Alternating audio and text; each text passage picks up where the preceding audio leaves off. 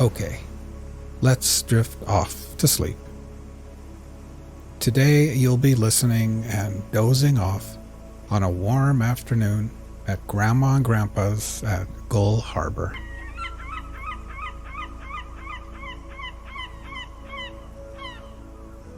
Imagine for a second that you are lying down on a warm futon mattress at one end of a screened-in porch. The porch faces the harbor, the bay, and the ocean on the horizon.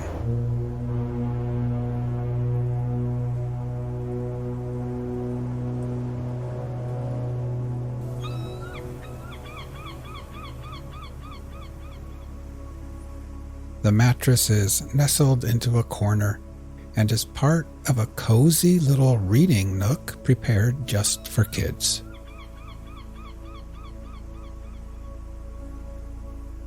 There is a little bookshelf there full of comics, magazines, crosswords, and children's books. There are new books and worn-out books. The Hardy Boys, Nancy Drew, books about dinosaurs and horses and sea life, and all kinds of stories about kids getting into summer adventures together.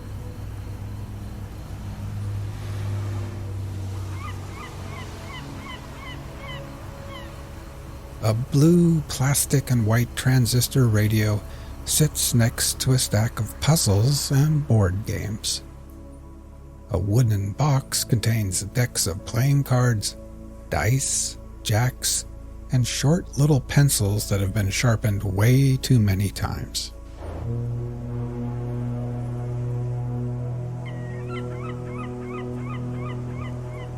Now, while imagining laying here, let's get nice and relaxed. First, close your eyes and just become aware of your breathing, feeling your chest gently rise and fall again.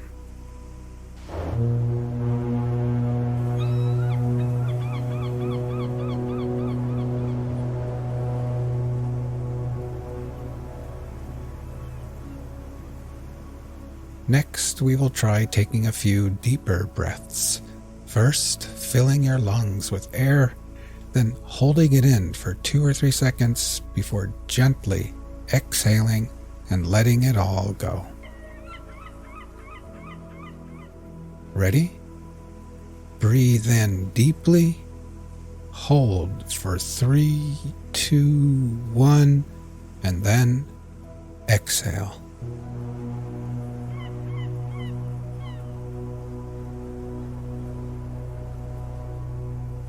One more time. Breathe in deeply, hold for 3, 2, 1, and exhale.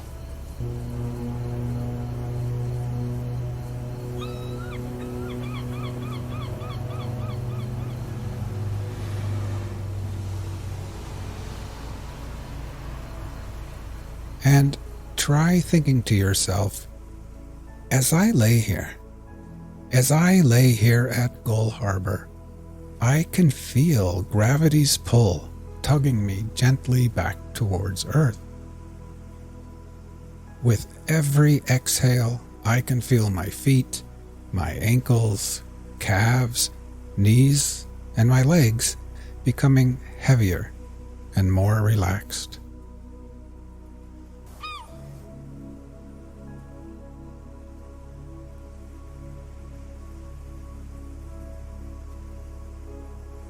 Now you can feel the cool, salty ocean air on your skin.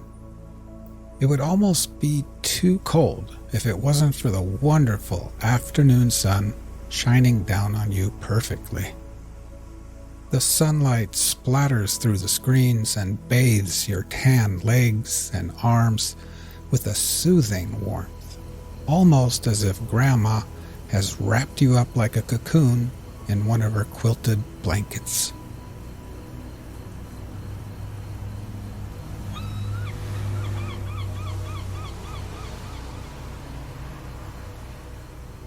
Inside the house, the TV is on, and you can hear Grandma and Grandpa moving around after lunch.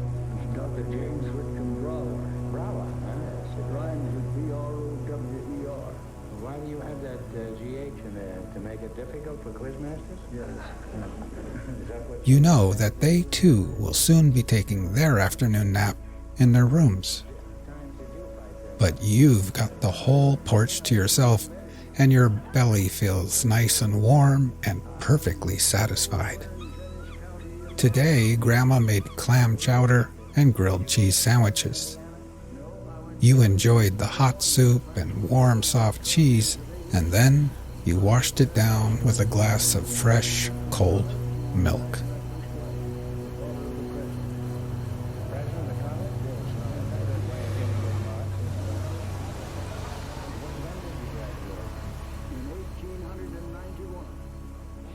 Now, try taking a few more deep breaths. First, filling your lungs with air, holding it there briefly before gently exhaling and letting it all go. Ready? Breathe in deeply, hold for 3, 2, 1, and then exhale.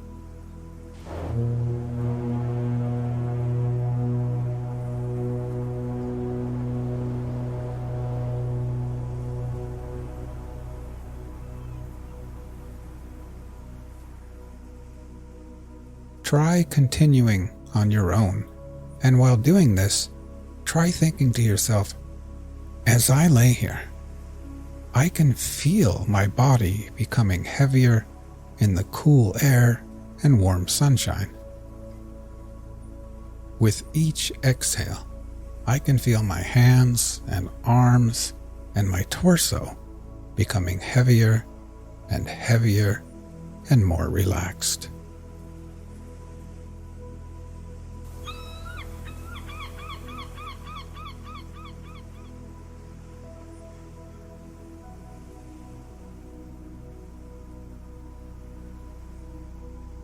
You pull out a random book from the bookshelf.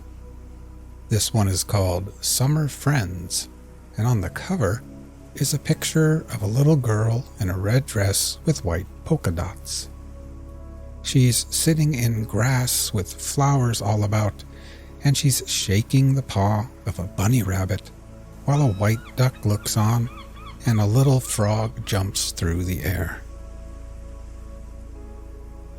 You decide that you're just too sleepy to read right now, so you set the book down and lay back and think about the day. It's no wonder you're sleepy and tired. In the morning, after breakfast, Grandma rubbed coconut-scented sunscreen on your face and arms, and then Grandpa took you with him in the old rusty truck to the hardware store. There he drank coffee and laughed with old bearded men wearing high rubber boots.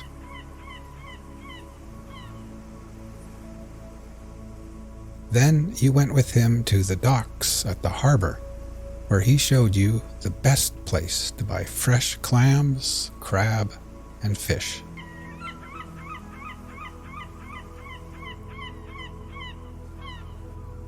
The docks were bustling with activity.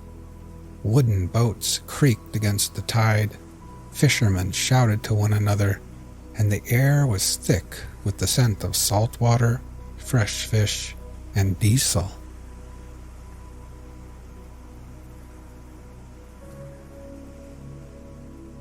As you continue to breathe deeply and then exhale, try thinking to yourself, as I lay here, my whole body feels heavy and relaxed. With every exhale, I can feel gravity pulling me back towards Earth gently. I can feel my head, my shoulders, my neck becoming relaxed and at ease. And my legs are heavy and at peace with gravity's pull. Now my whole body, my legs and feet, my arms and hands, my torso, my head and neck and shoulders, my whole body is completely at peace, relaxed, and at ease.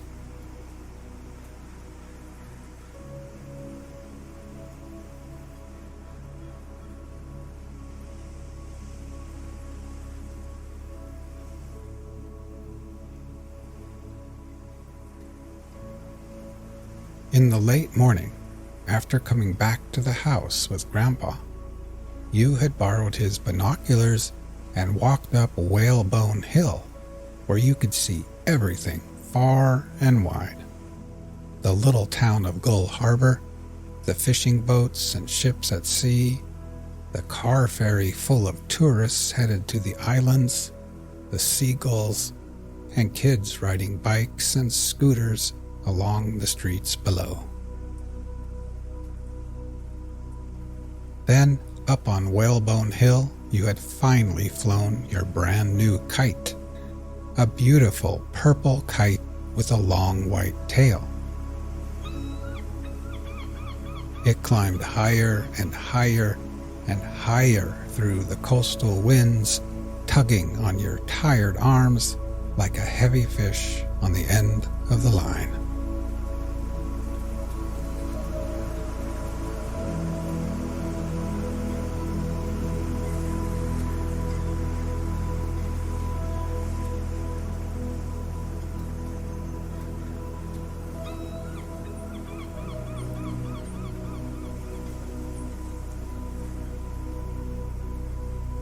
But now, so drowsy, laying under the sun on the porch, after a long morning of adventures in the crisp, fresh coastal air, you pick up the transistor radio and dial into a random station. The Happy Prince by Oscar Wilde. High above the city, on a tall column, stood the statue of the Happy Prince. He was gilded all over with thin leaves of fine gold. And then you set the radio down, lay back, and close your eyes. Glowed on his sword hilt. He was very much admired indeed. He is as beautiful as a weathercock, remarked one of the town councilors who wished to gain a reputation for having artistic tastes. Only not quite so useful, he added, fearing lest people should think him unpractical, which he really was not. Why can't you be like the Happy Prince? Asked the sensible mother of her little boy, who was crying for the moon. The Happy Prince never dreams of crying for anything. I am glad there is someone in the world who is quite happy, muttered a disappointed man as he gazed at the wonderful statue. He looks just like an angel, said the charity children as they came out of the cathedral in their bright scarlet cloaks and their clean white pinafores. How do you know, said the mathematical master. You have never seen one. Ah, but we have in our dreams, answered the children, and the mathematical master frowned and looked very severe, for he did not approve of children dreaming. One night there flew over the city a little swallow. His friends had gone away to Egypt 6 weeks before, but he had stayed behind, for he was in love with the most beautiful reed. He had met her early in the spring as he was flying down the river after a big yellow moth, and had been so attracted by her slender waist that he had stopped to talk to her. "Shall I love you?" said the swallow, who liked to come to the point at once, and the reed made him a low bow. So he flew round and round her, touching the water with his wings, and making silver ripples. This was his courtship, and it lasted all through the summer. "It is a ridiculous attachment," twittered the other swallows. "She has no money and far too many relations." And indeed the river was quite full of reeds. Then, when the autumn came, they all flew away. After they had gone, he felt lonely, and began to tire of his lady love. She has no conversation, he said, and I am afraid that she is a coquette, for she is always flirting with the wind. And certainly, whenever the wind blew, the reed made the most graceful curtsies. I admit that she is domestic, he continued, but I love traveling, and my wife, consequently, should love traveling also. Will you come away with me? He said, finally to her. But the reed shook her head. She was so attached to her home. You have been trifling with me, he cried. I am off to the pyramids. Goodbye. And he flew away. All day long he flew, and at night time he arrived at the city. Where shall I put up? He said. I hope the town has made preparations. Then he saw the statue on the tall column. I will put up there, he cried. It is a fine position with plenty of fresh air. So he alighted just between the feet of the happy prince. I have a golden bedroom, he said softly to himself as he looked round, and he prepared to go to sleep. But just as he was putting his head under his wing, a large drop of water fell on him. What a curious thing, he cried. There's not a single cloud in the sky. The stars are quite clear and bright, and yet it is raining. The climate in the north of Europe is really dreadful. The reed used to like the rain, but that was merely her selfishness. Then another drop fell. What is the use of a statue if it cannot keep the rain off, he said. I must look for a good chimney pot. And he determined to fly away. But before he had opened his wings, a third drop fell, and he looked up and saw, what did he see? The eyes of the happy prince were filled with tears, and tears were running down his golden cheeks. His face was so beautiful in the moonlight that the little swallow was filled with pity. Who are you? He said. I am the happy prince. Why are you weeping then? Asked the swallow. You have quite drenched me. When I was alive and had a human heart, answered the statue, I did not know what tears were, for I lived in the palace of Sans-Souci, where sorrow is not allowed to enter. In the daytime I played with my companions in the garden, and in the evening I led the dance in the great hall. Round the garden ran a very lofty wall, but I never cared to ask. What lay beyond it, everything about me was so beautiful. My courtiers called me the happy prince, and happy indeed I was, if pleasure be happiness. So I lived, and so I died. And now that I am dead, they have set me up here so high that I can see all the ugliness and all the misery of my city, and though my heart is made of lead, yet I cannot choose but weep. What? Is he not solid gold? Said the swallow to himself.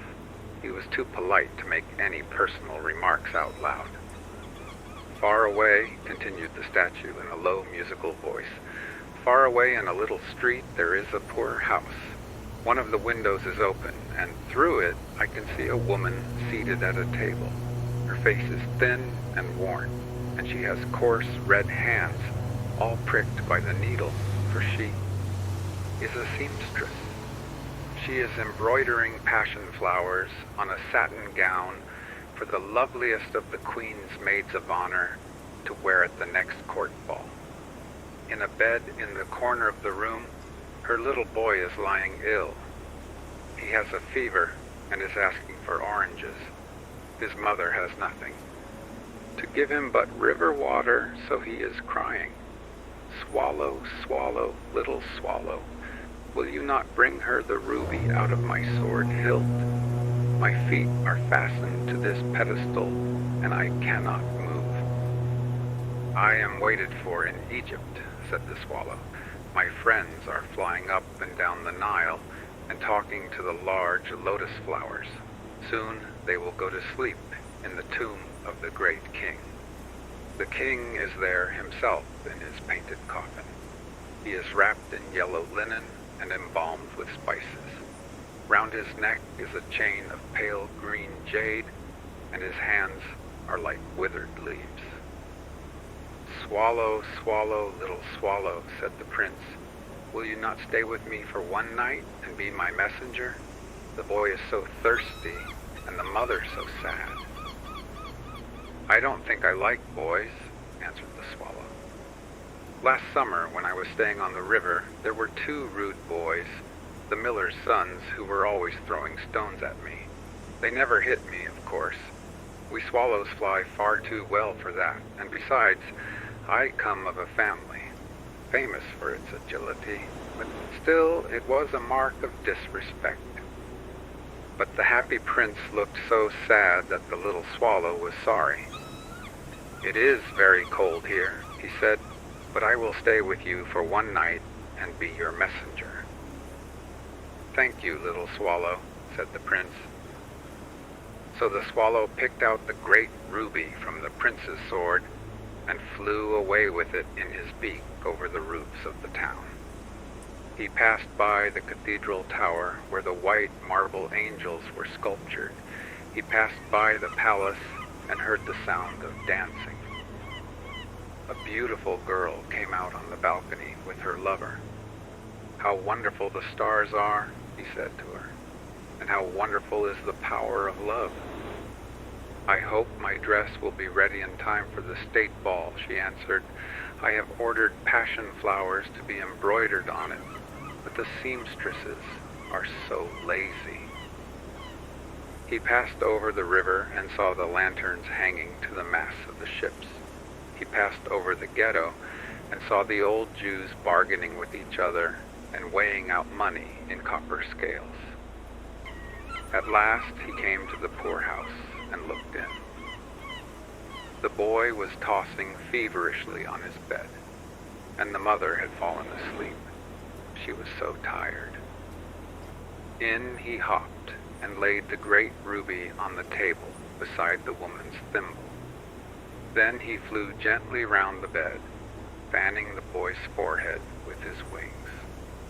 "How cool I feel," said the boy. "I must be getting better." And he sank into a delicious slumber. Then the swallow flew back to the happy prince and told him what he had done.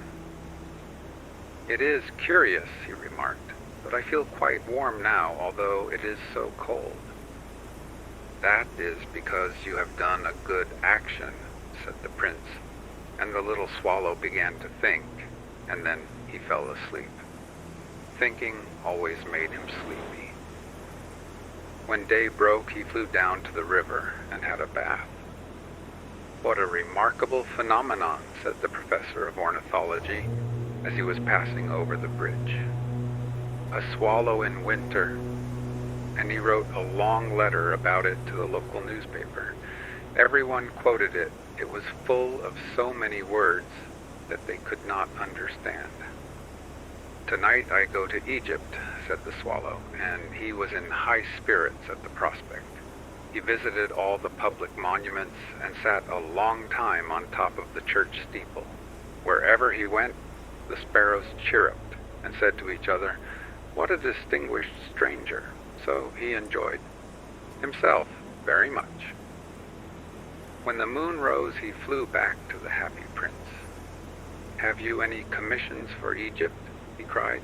"I am just starting." "Swallow, swallow, little swallow," said the prince. "Will you not stay with me one night longer?" "I am waited for in Egypt," answered the swallow. "Tomorrow my friends will fly up to the second cataract. The river horse couches there among the bulrushes, and on a great granite throne sits the god Memnon. All night long he watches the stars, and when the morning star shines, he utters one cry of joy, and then he is silent. At noon, the yellow lions come down to the water's edge to drink.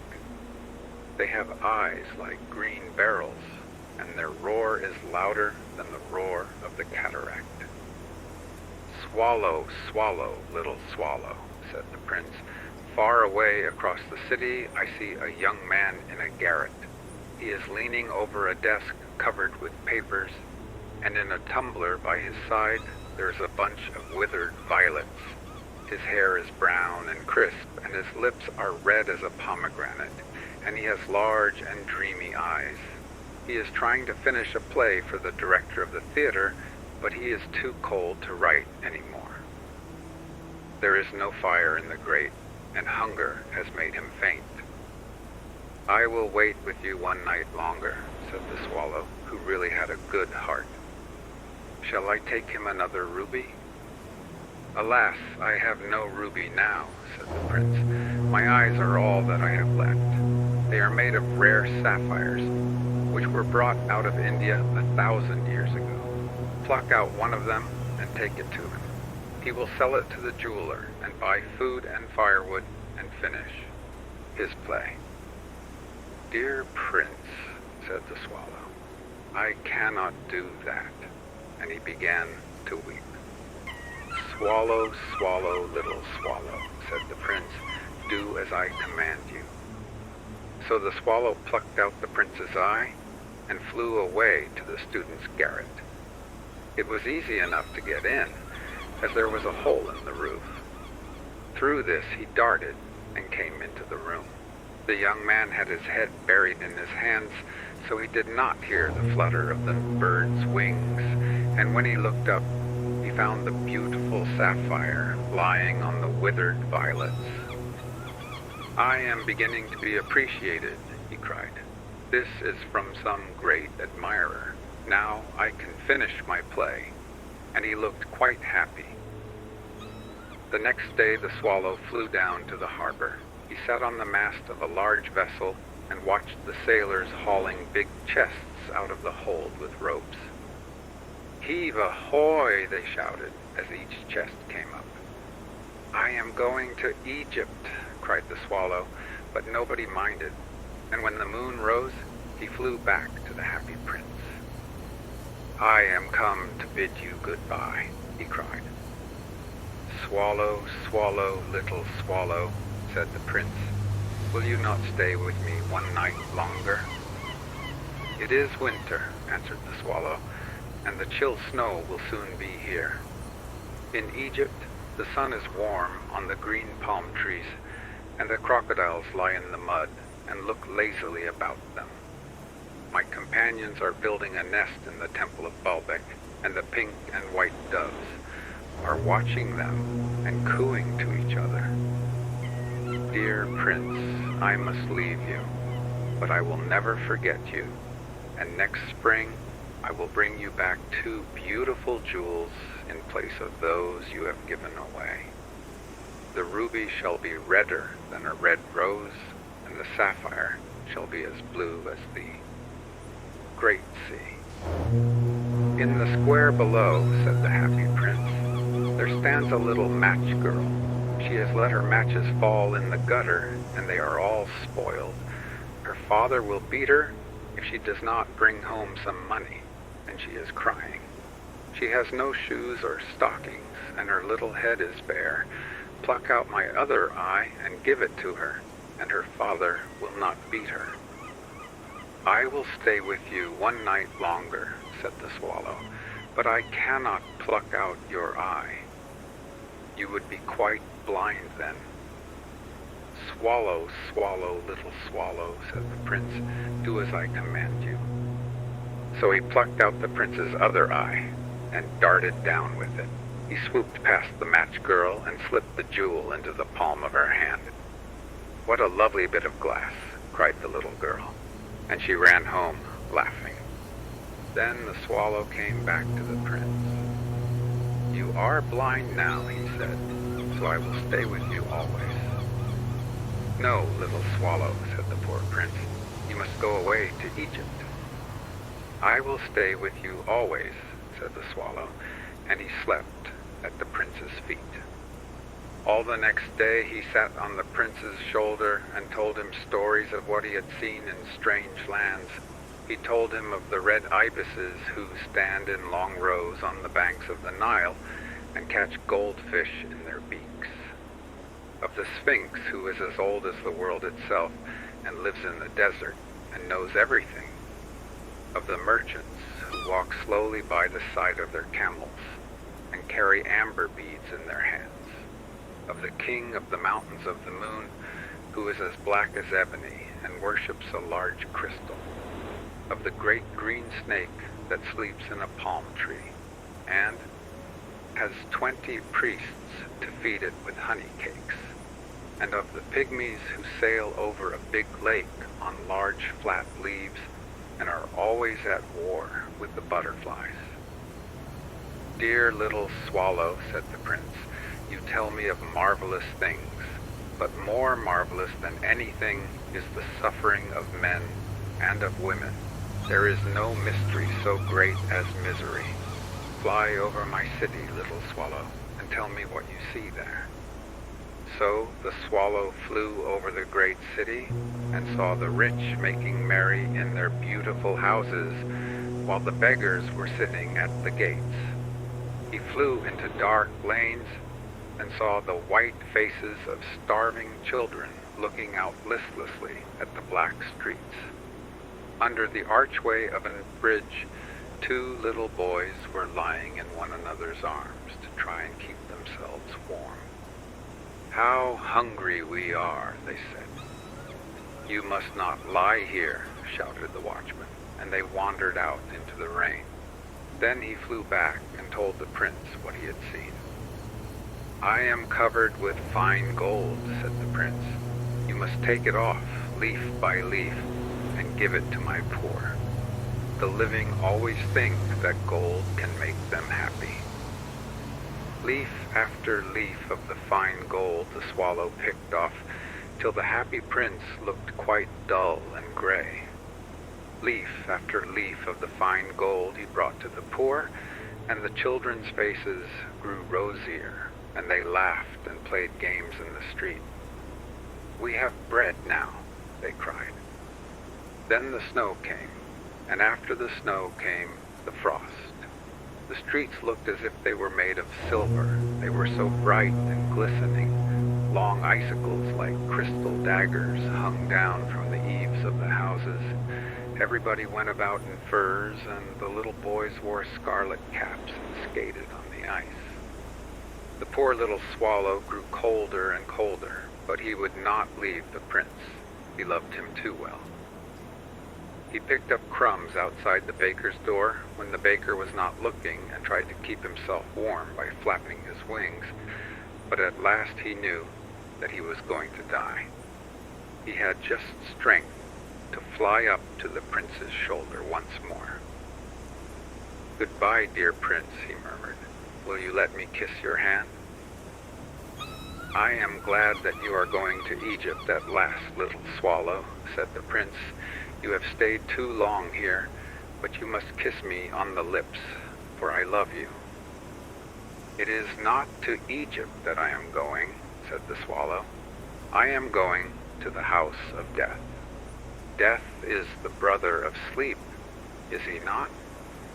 And he kissed the happy prince on the lips and fell down dead at his feet. At that moment, a curious crack sounded inside the statue, as if something had broken. The fact is that the leaden heart had snapped right in two. It certainly was a dreadfully hard frost. Early the next morning, the mayor was walking in the square below in company with the town councilors. As they passed the column, he looked up at the statue. Dear me, how shabby the happy prince looks, he said. How shabby indeed, cried the town councilors, who always agreed with the mayor, and they went up to look at it. The ruby has fallen out of his sword, his eyes are gone, and he is golden no longer, said the mayor. In fact, he is little better than a beggar. Little better than a beggar, said the town councilors. And here is actually a dead bird at his feet, continued the mayor. We must really issue a proclamation that birds are not to be allowed to die here. And the town clerk made a note of the suggestion. So they pulled down the statue of the happy prince. As he is no longer beautiful, he is no longer useful, said the art professor at the university. Then they melted the statue in a furnace, and the mayor held a meeting of the corporation to decide what was to be done with the metal. "We must have another statue, of course," he said, "and it shall be a statue of myself." "Of myself," said each of the town councilors, and they quarreled. When I last heard of them, they were quarreling still. "What a strange thing," said the overseer of the workmen at the foundry. "This broken lead heart will not melt in the furnace. We must throw it away." So they threw it on a dust heap where the dead swallow was also lying.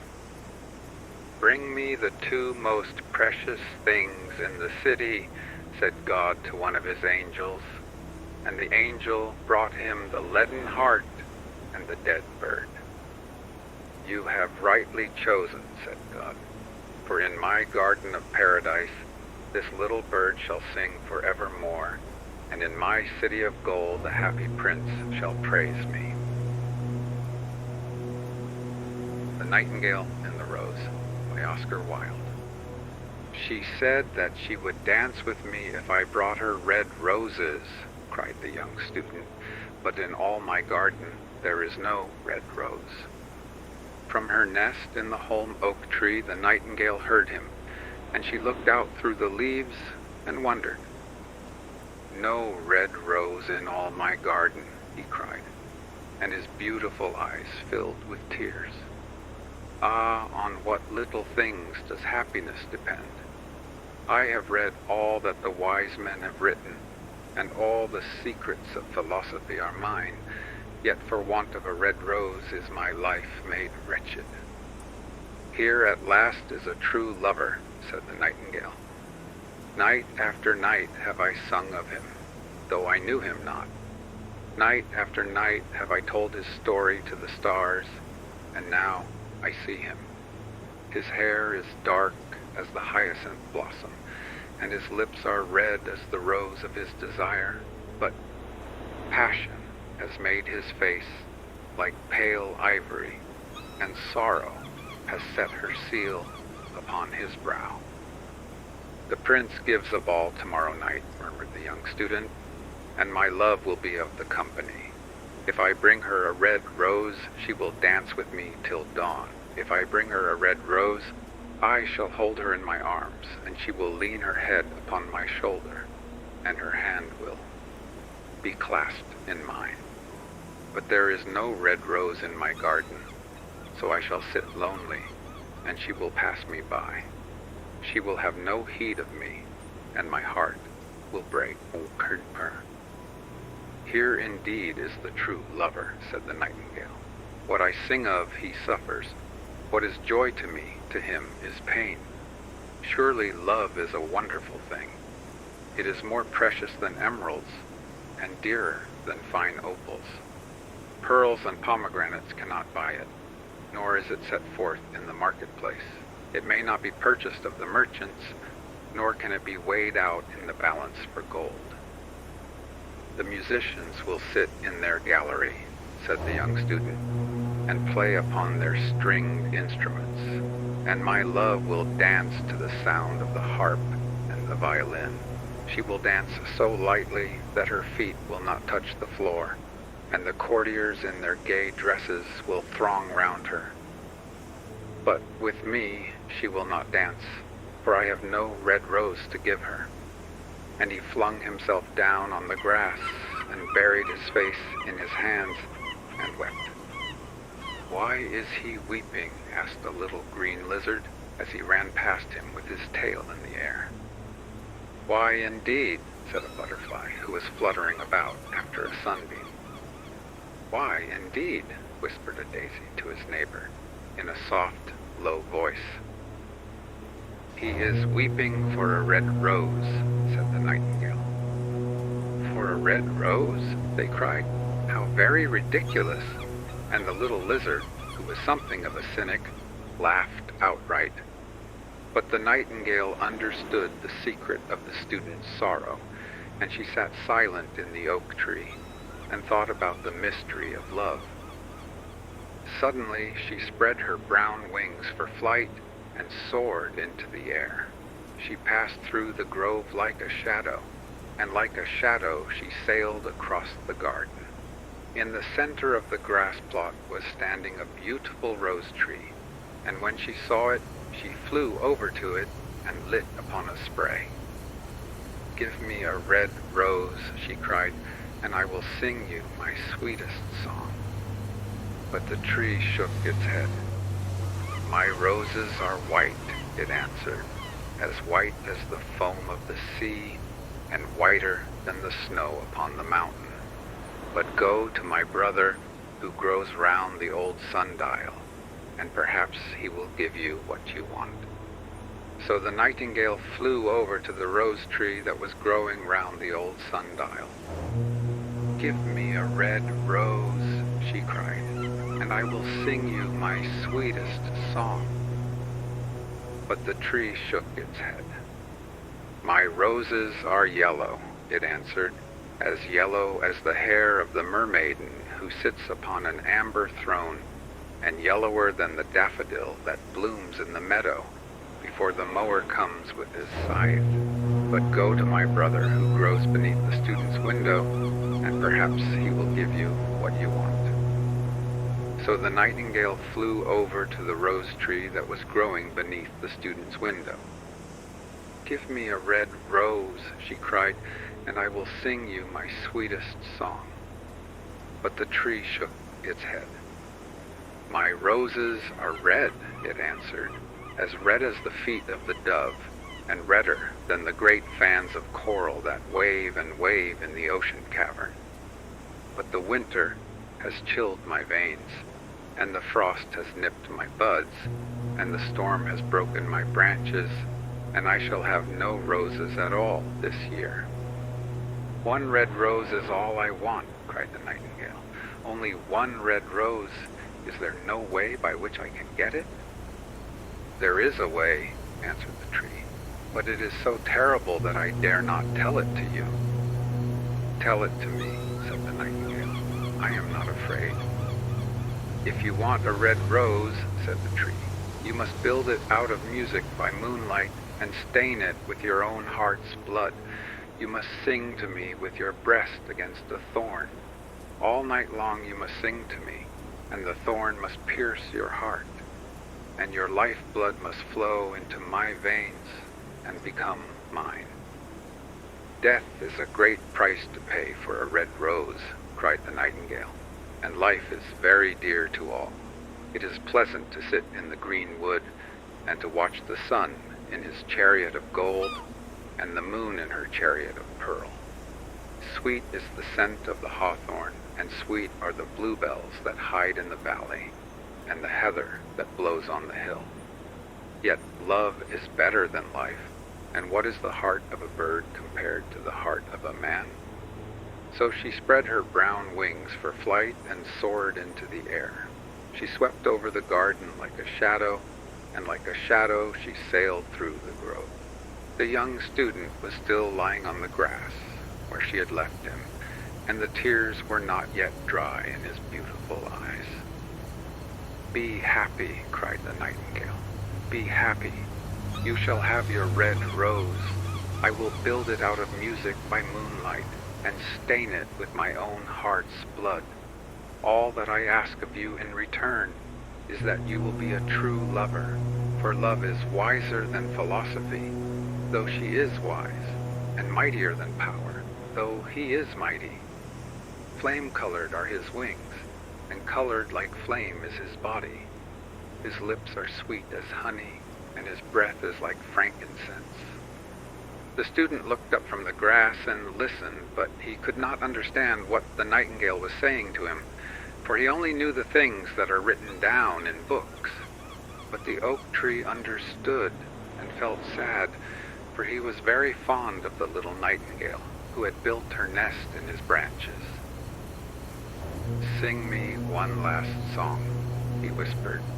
"I shall feel very lonely when you are gone." So the nightingale sang to the oak tree, and her voice was like water bubbling from a silver jar. When she had finished her song, the student got up and pulled a notebook and a lead pencil out of his pocket. She has form, he said to himself, as he walked away through the grove. That cannot be denied to her. But has she got feeling? I am afraid not. In fact, she is like most artists. She is all style without any sincerity. She would not sacrifice herself for others. She thinks merely of music, and everybody knows that the arts are selfish. Still, it must be admitted that she has some beautiful notes in her voice. What a pity it is that they do not mean anything or do any practical good. And he went into his room and lay down on his little pallet bed and began to think of his love, and after a time he fell asleep. And when the moon shone in the heavens, the nightingale flew to the rose tree and set her breast against the thorn. All night long she sang with her breast against the thorn, and the cold crystal moon leaned down and listened. All night long she sang, and the thorn went deeper and deeper into her breast, and her life-blood ebbed away from her. She sang first of the birth of love in the heart of a boy and a girl, and on the topmost spray of the rose tree there blossomed a marvelous rose, petal following petal, as song followed song. Pale was it at first as the mist that hangs over the river, pale as the feet of the morning, and silver as the wings of the dawn. As the shadow of a rose in a mirror of silver, as the shadow of a rose in a water pool, so was the rose that blossomed on the topmost spray of the tree. But the tree cried to the nightingale to press closer against the thorn. "Press closer, little nightingale," cried the tree, "or the day will come before the rose is finished." So the nightingale pressed closer against the thorn, and louder grew her song, for she sang of the birth of passion in the soul of a man and a maid. And a delicate flush of pink came into the leaves of the rose, like the flush in the face of the bridegroom when he kisses the lips of the bride. But the thorn had not yet reached her heart, so the rose's heart remained white, for only a nightingale's heart's blood can crimson the heart of a rose. And the tree cried to the nightingale to press closer against the thorn. "Press closer, little nightingale," cried the tree, "or the day will come before the rose is finished." So the nightingale pressed closer against the thorn, and the thorn touched her heart, and a fierce pang of pain shot through her. Bitter, bitter was the pain, and wilder grew her song, for she sang of the love that is perfected by death, of the love that dies not in the tomb. And the marvelous rose became crimson, like the rose of the eastern sky. Crimson was the girdle of petals, and crimson as a ruby was the heart. But the nightingale's voice grew fainter, and her little wings began to beat, and a film came over her eyes. Fainter and fainter grew her song, and she felt something choking her in her throat. Then she gave one last burst of music. The white moon heard it, and she forgot the dawn, and lingered on in the sky. The red rose heard it, and it trembled all over with ecstasy, and opened its petals to the cold morning air. Echo bore it to her purple cavern in the hills, and woke the sleeping shepherds from their dreams. It floated through the reeds of the river, and they carried its message to the sea. "Look, look," cried the tree, "the rose is finished now." But the nightingale made no answer, for she was lying dead in the long grass, with the thorn in her heart. And at noon the student opened his window and looked out. "Why, what a wonderful piece of luck," he cried. "Here is a red rose. I have never seen any rose like it in all my life. It is so beautiful that I am sure it has a long Latin name." And he leaned down and plucked it. Then he put on his hat and ran up to the professor's house with the rose in his hand. The daughter of the professor was sitting in the doorway winding blue silk on a reel, and her little dog was lying at her feet. "You said that you would dance with me if I brought you a red rose," cried the student. "Here is the reddest rose in all the world. You will wear it tonight next your heart, and as we dance together, it will tell you how I love you." But the girl frowned. "I am afraid it will not go with my dress," she answered. "And besides, the Chamberlain's nephew has sent me some real jewels, and everybody knows that jewels cost far more than flowers." "Well, upon my word, you are very ungrateful," said the student angrily, and he threw the rose into the street, where it fell into the gutter, and a cartwheel went over it. "Ungrateful," said the girl. "I tell you what, you are very rude, and after all, who are you? Only a student. Why, I don't believe you have even got silver buckles to your shoes as the Chamberlain's nephew has." And she got up from her chair and went into the house. "What a silly thing love is," said the student as he walked away. "It is not half as useful as logic, for it does not prove anything, and it is always telling one of things that are not going to happen, and making one believe things that are not true. In fact, it is quite unpractical, and as in this age to be practical is everything, I shall go back to philosophy and study metaphysics." So he returned to his room and pulled out a great dusty book and began to read.